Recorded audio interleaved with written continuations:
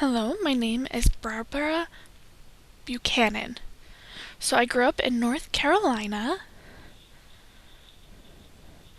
but I now live in San Diego, California. So I was born hearing, but at the age of 5, I got really sick and I lost my hearing. So I want to tell you a story about my experience when I first moved to San Diego.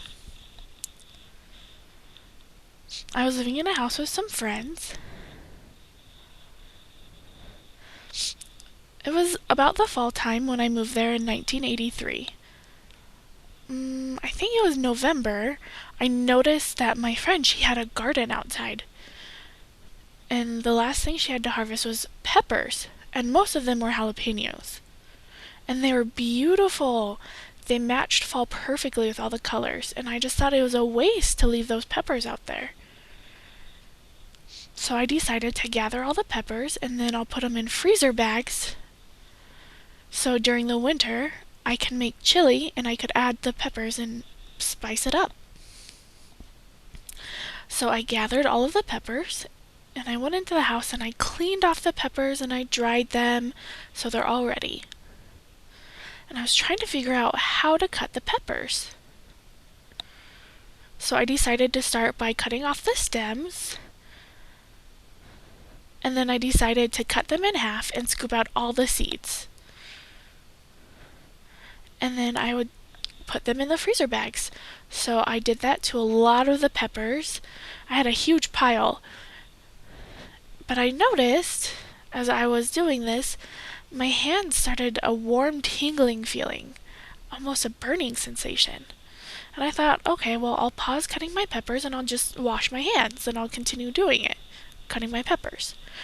But as I continued, my hands started to burn more and more, and I just thought that was a little funny. It was just a little uncomfortable, so I stopped cutting the peppers and I washed my hands with soapy water, and I took a brush and I scrubbed my hands really good.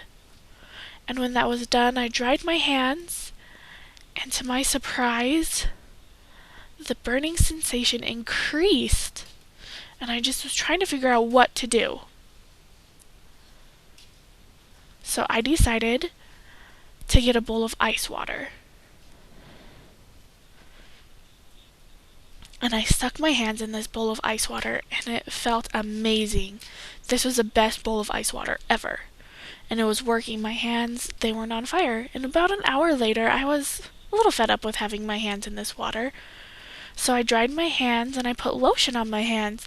That was the worst decision. My hands started on fire again, and so I washed my hands and I put them back in that bowl of ice water. And about an hour later, my friend came home. And I said, I was cutting these peppers from your garden and my hands are burning. What do I do? My friend had no clue.